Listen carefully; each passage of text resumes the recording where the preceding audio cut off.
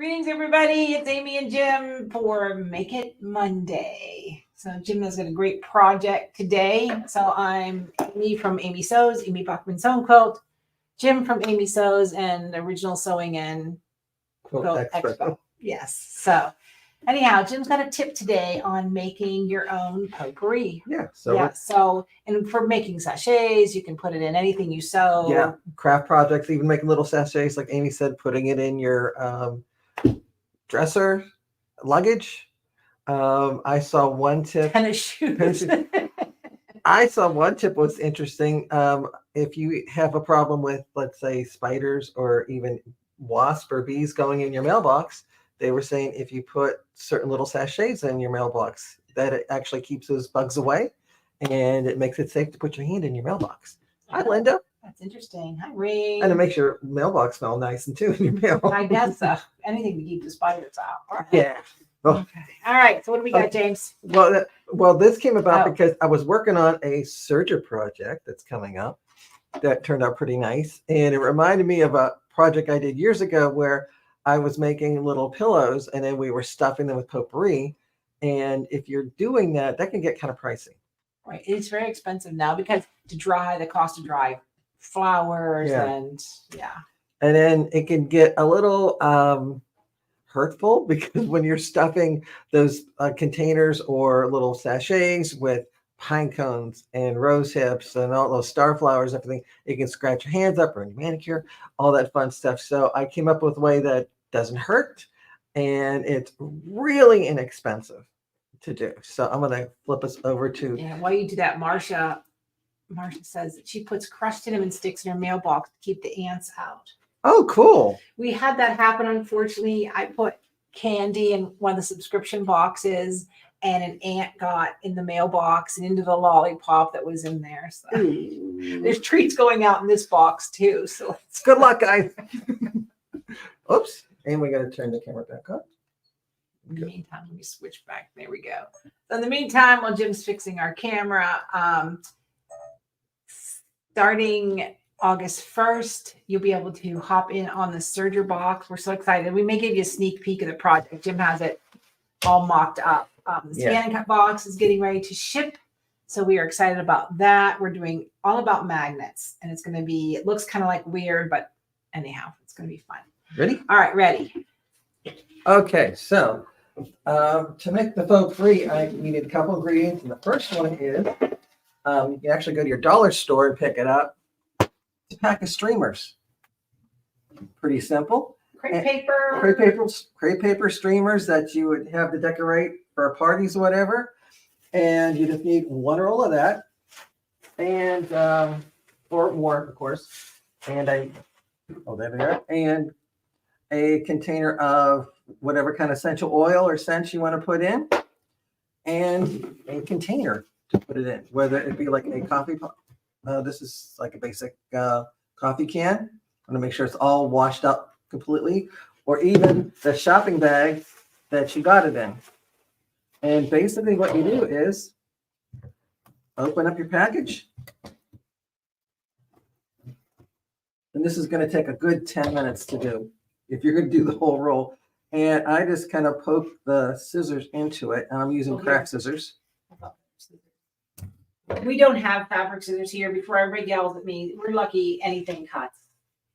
Have you seen those videos where they take the straight razor and they slice through a spool of thread and it like peels open? It's so satisfying. You probably do the same thing there with like an X-Acto knife. Slice it. Well, that's what I do at home. I didn't want to risk doing it kill yourself on live video. So you just cut them open, and then I cut them into like easy lengths to work with. And to make it really simple, I just kind of cut into it, just like that. And the crepe paper kind of acts as the noise you hear inside potpourri. Is that kind of your thought? Yeah, that's the thing, because when you squeeze it, it sounds like potpourri. You know, it's all crunchy. And then you just take your scissors, and you're going to go ahead and clip it up. That's pretty much it. So this is how you make potpourri. You just go ahead and take all the streamers and cut it up. And then I usually kind of fluff it up a little bit because when you're cutting with the scissors, it kind of crimps them together. But once you have that done, if you put it in a sealable container, like you did with the coffee cup, and then you just put in, I use maybe an eighth of the bottle. And as Amy said, it's really strong. Yes, it smells in here. And then you just put it in here, and then of course that help contain the odor. And then just seal it up, shake it up, maybe let it sit for a little bit, and then when you go to make your project, I got a couple little fabric scraps that I took out of the studio, or just kind of serged up the sides to make like a little pillow. And you just take some of your polyfill and stuff it in. And you could use that to, let's say, stretch a regular bag of potpourri, right? Yeah. Like you may have some, you don't know what to do with it. And I think for me, potpourri is more like a Christmas thing where you smell the cinnamon and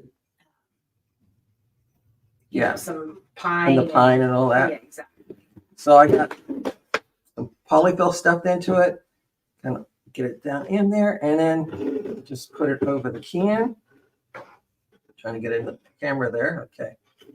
And just tuck it in. And I usually like to do it over the can. That way any bits of the streamers bits get caught in the bag. And once you got a whole bunch, and in this way you can be really generous with it too because it's inexpensive. And take more potpourri, some more polyfill. And I usually kind of push it in a little bit so I can then take it to my machine and serge up the edge. And I got a little crunchy It does smell like that. potpourri pillow. But those are perfect for like shoes and sport bags. And now when you put summer equipment away in the basement, things like that, that kind of helps with the what do you want to call it? The smell. Odors. Yes, my grandsons are now 9 and 12, and they're starting to smell. They're no longer cute. They're Hopefully they don't watch this channel. funny human beings. Anyway, but you did a wreath with those at one time, right? So we may have to do that here. Yeah, so you just kind of because what I did with that one was I just serged the edges so that way it's finished. You don't have to turn it right side out. Stuffed it with the polyfill and the potpourri. right. Made a whole bunch of them, all different colors. Took a wire wreath shape and some 1/8-inch wide ribbon, tied little bows, and secured them right on the So they wire. look like little packages and little bows all around the ribbon. Made it kind of cute, and I used, I think, a cinnamon spice with a little bit of pine in it. Yeah, so wreath is a good scrap buster. Yeah. But there are, things like, especially if you have extra bedrooms that you're never in there, right? They don't get the air moving and all that kind of stuff. So. And like one lady said too about using cinnamon, you can get like the cinnamon scent because it does kind of have a natural adversarial scent to, in a way, to the ants, moths. I believe they don't like that either. So it's a good way to make and peppermint oil. Peppermint oil is the other one, I think. That, Thanks, Sam. Yeah, because that would too, actually freshen up your closet. Like you said, the shoes. But yeah, put in your campers. That's right. Oh yeah.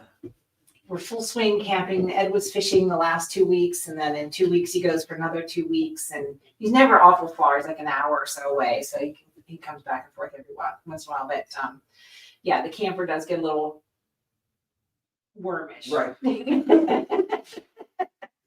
I'm just gonna stop with that. I don't know. Zach would have a heart attack if any of his hunting stuff got potpourried. Well, we can get pine. I don't know that counts either. But, so that's just a simple idea, a nice way to stretch some money. We're all looking for some money saving ideas.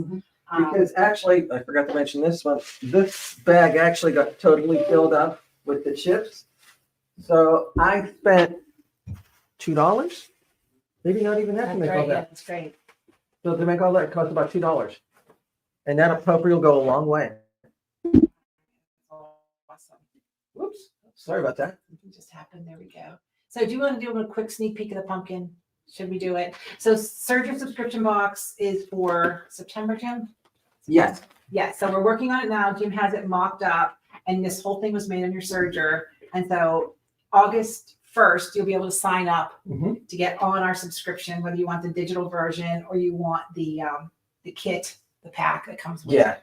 So like I said, this is prototype number 1. Jim does 1,000 variations. It's, I think this is it because This is it. This turned out really it good. turned out really good, right? But normally I have 1,000 variations when I'm doing Well, I something. do too. But And then we always feedback. This Jim is and I the, work great I together. think this is the first time we both said this is it. Yeah, this is it. But it was one and done. Yeah. It was great. So, all right, sneak Sure. peek. Yeah, here we go. Flat locking, fancy threads. Look at this, all made on the serger. Everything's made on the serger.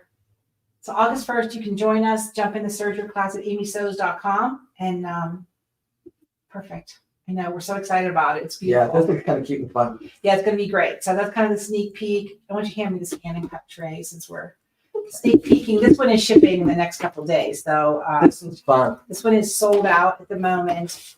So we are working with Okay.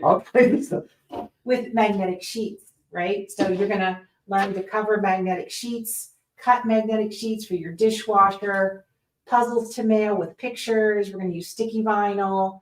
The vinyl is the magnetic sheets are supposed to be printable. I could not get them to print, so I apologize. So we punted. So you're going to get sticky wallpaper. You're going to get sticky vinyl. You can use iron-on fabric. We're going to show you how to do Polaroids, make Polaroids with frames in Canvas Workspace, and we're going to talk about welding. So we're going to do a class just on welding, but how to kind of make some fun gifts. And I just thought about this.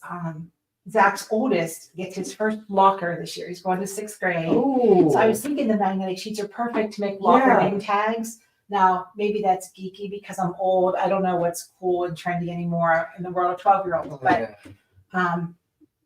But they stick on your car, on your filing cabinets, on your dishwasher, on your refrigerator, depending on what you have. My dishwasher is a fake stainless steel, apparently, because stuff sticks to it. You can try, but that's what's happening at Amy Sews, right? The scan and cut boxes are getting ready to ship. The serger, That's going to be fun. the open enrollment will start August 1st. We only open it for a week, so you have to jump in if you want to do this. It's all flat locking, decorative stitches. You're going to get fabric, decorative threads, everything you need to make it except for polyfill. So, okay, everybody, have a terrific day because the more you know. The more you can sew. Bye, everybody.